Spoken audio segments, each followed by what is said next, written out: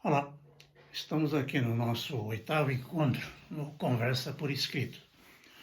Hoje nós falaremos da ordem das ideias na narração. Então vamos dar uma série de informações, uma série de dicas de como é que acontece essa ordem em um texto narrativo, né? Então, primeiro, a narração significa contar algo, uma história ou um fato. Um jornalista narra o que aconteceu ou está acontecendo no fato lá, na reportagem que ele está cobrindo, o que ele está fazendo. Na vida diária, nós fazemos isso todo o tempo. Desde a infância, é comum a gente contar, né? Para a nossa mãe, por exemplo, chega à escola, ela pergunta: como é que foi a sua escola hoje? Aí a gente vai e conta, cita lá o que aconteceu, né? Se chegamos de uma viagem, por exemplo, de férias, nós temos que contar aos parentes, aos amigos, como é que foi a nossa viagem.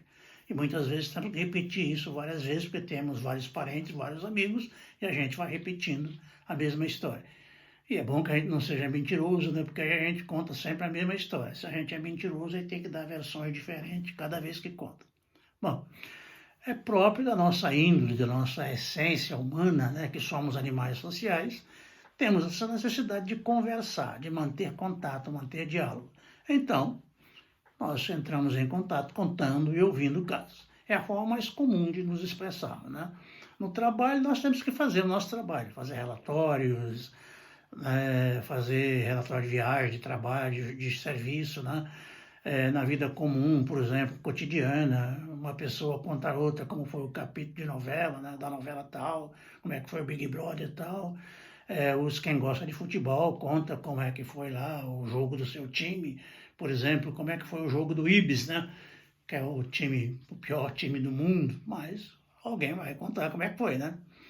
Então, o processo narrativo é esse, é contar a história, seja elas verdadeiras ou fictícias. Verdadeiro no sentido de aconteceu realmente, fictício é aquilo que é inventado, que é criado, né? Não significa que seja mentira, mas que tenha sido criado, certinho? Então, a gente se conta, no nosso caso atualmente, com todas essas mídias aí, a gente tem informações a todo dia, toda hora, a gente está sabendo, vendo, contar fato. Ah, aconteceu isso na TV, né? Eu li no jornal, recebi pelo WhatsApp, vi no Facebook, no Instagram. Então, isso acontece toda hora. Todo momento nós estamos tendo narrativas da nossa vida. Bom, o escritor pode contar uma história biográfica também. Biográfico significa é da vida dele ou da vida de alguém. Então, se é da vida dele, é mais fácil, porque ele vivenciou, aconteceu tudo com ele, então ele vai lembrar e buscar na sua memória os fatos que aconteceram, fica mais fácil. Se é de uma outra pessoa, um conhecido, ou ele tem aquelas memórias, ou se as memórias deles não bastam, ele vai buscar isso com o próprio personagem de quem ele está contando a história, ou fazer pesquisas da vida daquela pessoa. Por exemplo, conta a vida aí do Achille Chateaubriand, que já morreu. O jornalista vai pesquisar, vai colocar isso lá. Vinícius de Moraes escreveu o poetinha teve o seu livro escrito aí, O Poeta da Paixão, em que o autor, o Fernando Meirelles, foi lá pesquisar a vida do Vinícius de Moraes. Então, há várias formas de se fazer textos biográficos, né, narrativos. E há os textos que são fictícios, as pessoas criam a história. E aí vai da imaginação da pessoa. De toda forma, sendo biográfico ou não, ou fictício, ele tem uma sequência. Então, a ordem da narração é a seguinte: é quem ou com quem aconteceu. Os personagens, né? O que são os fatos, o enredo, né? As tramas, a história em si. O quando, a época em que aconteceu. No dia tal, no mês tal, no ano tal, na hora tal, etc, etc. Que pode ser uma historiazinha curta de minutos, ou pode ser longa de dias, meses, anos, até século, dependendo aí do tamanho da história. O como, aí você tem que contar os fatos, como é que isso aconteceu. Que aí fica a cargo de um com mais ou menos emotividade, com mais ou menos detalhes. É o como aconteceu, né? São as cenas, da forma que elas aconteceram. E o porquê? O porquê são as causas, né? Aquilo que provocou. Por exemplo, o Brasil se tornou independente. Por quê? Quais foram os antecedentes do acontecimento? A Dilma foi cassada. Por quê? Quais foram os fatos que levaram à cassação da Dilma? E assim por diante, certo? Então, o porquê são as razões por quê. E no final, o desfecho. Qual foi o resultado? O que resultou de tudo aquilo naquela história? Como é que foi o final daquela história? Foi um final fechado? Final fechado se diz, olha, solucionou tudo, tudo resolveu. Ou temos também o final aberto, que é aquele que para-se a história num determinado ponto, muitas vezes porque não há mais o que contar, não há mais o que analisar, mas a história não acabou. A história ainda prossegue, né? E o leitor, o ouvinte vai perceber que aquilo ainda tem que conseguir, né? Ainda tem que continuar. E muitas vezes o narrador, o leitor tem que fazer as intuições, imaginar, né, os seus finais lá. Então, isso é que é os desfechos e o fim. Então, esses elementos da narrativa, eles existem por uma questão didática, pedagógica, né, para você compreender como é que é a narração. Então, eles são responsáveis para que a gente possa compreender como é que acontece a história, né? Se faltar um desses elementos, não que a história perca totalmente o sentido, mas parece que fica algo faltando, ele não foi bem explicado, né? Contou uma história, mas não disse quando aconteceu, parece que a gente fica aqui sem saber, né? Você vai ler um livro, o livro não está dizendo onde é que a história está se passando, parece que falta alguma coisa, né? Não está contextualizado. Quer dizer, a coisa que acontece no Brasil pode não acontecer a mesma coisa se for nos Estados Unidos ou na Grécia. Tá? Então é preciso localizar para essa questão de coerência também. Quer dizer, se é uma coisa que aconteceu hoje, muito provavelmente se fosse há 100 anos, esse mesmo fato não seria como é hoje. Por exemplo, um namoro hoje. Como é que seria o namoro há 100 anos? Então é preciso contextualizar para a coisa não fugir né? Então, mas assim, na narrativa, nós temos também a questão da ordem da coisa. Nós temos vários tipos de ordem. O mais comum deles é o da ordem direta. É que é aquele que a história vai do começo para o fim. Então, ela tem lá um início, e a partir daquele início ela segue a ordem do relógio, do calendário, do cronograma, né? E vai andando normalmente, ela não fica indo e voltando, ela segue normalmente, uma coisa depois da outra, conforme o tempo muda, né? Vai avançando e também vai acontecendo coisas em espaços diferentes. Então a ordem direta, ela segue a ordem direta do relógio, ou do calendário, ou do cronograma, né? E também a ordem espacial, porque as coisas vão acontecendo e as pessoas vão andando, mudando de lugar. Então a ordem direta é isso. Só que não fica indo e voltando. A ordem direta é isso. Segue a rotina do tempo e do espaço. Certinho? Então, e dessa ordem aqui, quando é uma redação escolar, por exemplo, que é mais rígido, em caso de avaliação, não pode haver o zigue-zague, vai e volta. Não. Ela tem que seguir a ordem normal. Você não pode contar uma coisa hoje, depois você volta para contar ontem. Não, tem que ser para frente. É só de hoje para frente. Então, na situação de avaliação, não pode haver esse zigue-zague, esse vai e vem, não. Essas fugas, né? Que isso vai ser chamado de fuga, de digressão, né? Do fugir ao foco. Né? E nós temos a ordem indireta, que é aquela em que a história começa do fim para o começo. Então, é uma ordem mais complicada, mais rara, né? Acontece na literatura, acontece nas outras artes também. Por exemplo, no cinema, nós temos aquele filme O Estranho Caso do Benjamin Button, em que o personagem nasce velho, velhinho já mesmo, né? E na medida em que o filme vai rodando, ele vai ficando jovem, vai rejuvenescendo até, né, que o filme acaba lá na hora do nascimento dele. Então, é raro, uma história rara, mas acontece desse jeito. Então, a ordem inversa é isso. É ir do fim para o começo. É como se a gente estivesse andando para trás. Né? Na ordem direta a gente anda para frente, na ordem inversa a gente anda para trás. Certinho? Andando de costa. Certinho?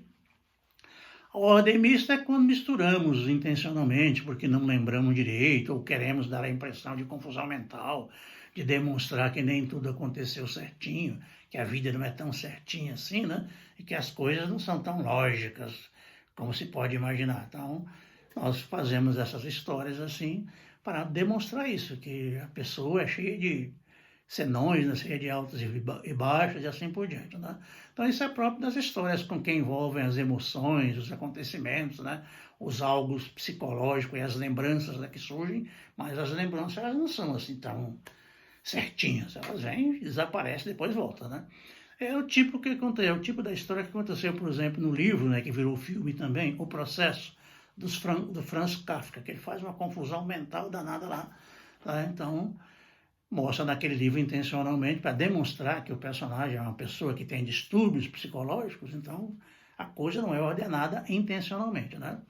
Então, acontece uma série de viagens no tempo, uma série de divagações, digressões, mas isso é intencional.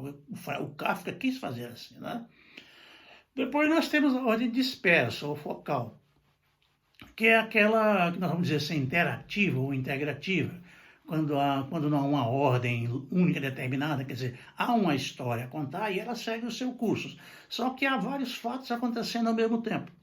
Então, o enredo segue normal, mas acontece uma coisa aqui, acontece uma outra coisa, uma outra história, por exemplo, uma outra época, né? São vários cenários, então acontece uma coisa num cenário, acontece outra coisa no outro, acontece uma coisa com um personagem, e as câmeras vão focalizando aquelas coisas. Está focalizando aqui uma pessoa, sai daqui, vai para outra, vai e volta, fica aquele negócio. A história continua, mas os focos, as coisas abordadas, focalizadas são diferentes. Por isso que se chama ordem dispersa, porque segue o fio da história. A história continua sendo contada, ou de trás para frente, ou de frente para trás, mas não é tudo certinho assim. Então, uma hora focaliza uma coisa, um lugar, um espaço, uma pessoa, um cenário e assim por diante, né? Então, isso é próprio das grandes histórias, das novelas de televisão que a gente vê aí todo dia, né? Das histórias de cinema e assim por diante. E dos grandes livros aí, tá? Dessa história das guerras e vai por aí afora. Bom, essa ordem da narrativa ela acontece em qualquer gênero literário, né? Pode ser em prosa ou em verso. Digamos, ele é mais comum na prosa, mas já acontece muito em verso. Nós temos, por exemplo, os grandes. Aliás, a narrativa surgiu lá nessa antiguidade histórica, na Grécia, com os livros chamados Ilíada e Odisseia, do Homero. E aconteceu em Portugal, com Luís Vaz de Camões, em Os Lusíadas. Aconteceu no Brasil, com Maria de Disseu, de Tomás e Antônio Gonzaga, com Morte e Vida Severino, João Cabral de Melo Neto, e vai por aí afora, certinho? Na prática, essa classificação não é tão rígida assim, né? Há a predominância de qualquer momento da redação, da narração, mas também há momentos em que há, ocasionalmente, momentos de descrição, de dissertação, que nós vamos ver mais na frente, que é descrição e dissertação em outros postos, certo? Então, a narração é isso, é contar um fato, né? Como ele aconteceu, com quem aconteceu, onde aconteceu. Ou seja, contar uma história. E ela precisa ter uma certa sequência, ela precisa ser compreensível. Para isso, ela tem que ter uma lógica de fatos, de acontecimentos, de sucessão de ideias e assim por diante. Então, se a gente foge a isso, fica aquela história ilógica. Como eu já falei de casamento em outro post, eu vou falar de casamento aqui de novo, porque vou citar um poema da Adélia Prado, chamado Casamento. Então, ela disse lá no texto dela, no poema dela chamado Casamento. Há mulheres que dizem, meu marido, se quiser pescar, pesque, mas que limpe os peixes. Eu não. A qualquer hora da noite eu me levanto, ajudo a escamar, abrir, retalhar e salgar. É tão bom, só a gente na cozinha, sozinhos. De vez em quando os cotovelos se esbarram. Ele fala coisas como... Esse foi difícil. Prateou no ar dando rabanadas e faz os gestos com a mão. O silêncio de quando nos vimos a primeira vez atravessa a cozinha como um rio profundo. Por fim, os peixes na travessa, vamos dormir. Coisas prateadas espocam. Somos noivo e noiva. Então, está aí o texto da Adélia Prado, não vou interpretar, mas é interessante notar o seguinte, que há uma ordem lógica dos fatos. Primeira coisa, a autora localizou, contextualizou o fato. Né? Depois, o marido vai pescar. Depois, ele chega e ela se levanta para vai ajudar a limpar os peixes. Enquanto isso, acontece coisas, cenas íntimas lá entre os personagens, entre o marido e a mulher, né? Enquanto limpa os peixes, cotovelos se tocam, etc, etc, etc. Há aquela convivência pessoal, né? Acontece um momento silencioso, né, em que ela volta lá, parece que lembra de alguma coisa, né? O fato de quando é que foi lá o namoro deles. Bom, em seguida, acabam de tratar os peixes e eles vão dormir. Ao ir para a cama, ela termina o texto contando que coisas acontecem, né? Ou seja, ela descreve, ela dá a entender que acontece o amor, ou seja, o ato sexual. E assim por diante. Então, vemos aí que a história tem começo, meio e fim. Faz sentido. E quando digo que faz sentido, estou dizendo que a minha imaginação entendeu que pode ou que foi daquele jeito, que aquilo é real, próprio do relacionamento de marido e mulher, né? Faz sentido. Então, é isso. é entender, pelo meu modo de pensar, pela minha cultura, pela minha ética ou moral, né, pelo meu conhecimento, que aquilo pode ter sido daquele jeito, foi daquele jeito, ou pode ter sido daquele, ou poderá ter sido daquele jeito, certinho? Agora, se você vai gostar ou não, não é o fato aqui. O fato é que a história acontece daquele jeito e que faz sentido. Se você gosta ou não gosta, é outro papo, é outra conversa, certo? Inclusive é o seguinte, aconteceu e há um velho provérbio, né, que diz o seguinte: contra fatos não há argumentos.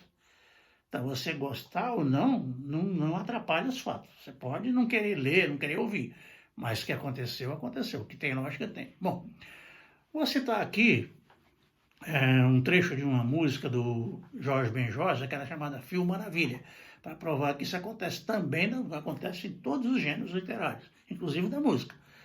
E aí a música Fio Maravilha, do Jorge Benjor, diz o seguinte, é só um trecho, hein? E novamente ele chegou com inspiração e gol, com muito amor, com emoção, com explosão e gol. Sacudindo a torcida aos 33 minutos do segundo tempo, depois de fazer uma jogada celestial e gol. Tabelou, driblou 2 zagueiros, deu um toque, driblou o goleiro, só não entrou com bola e tudo porque teve humildade e gol. Foi um gol de classe, onde ele mostrou sua malícia e sua raça, e a magnética agradecida assim cantou: Fio Maravilha, nós gostamos de você. Fio Maravilha, faz mais um para a gente ver. Certinho? Então está aí a lógica da narração também, os fatos acontecendo. E para não fugir da tradição, vou citar uma provinha aqui meio narrativa minha, que diz o seguinte: a vida valeu a pena pelo amor que Deus nos deu. Apesar de tão pequena, mas uniu você e eu. Obrigado, por enquanto é só, até a próxima.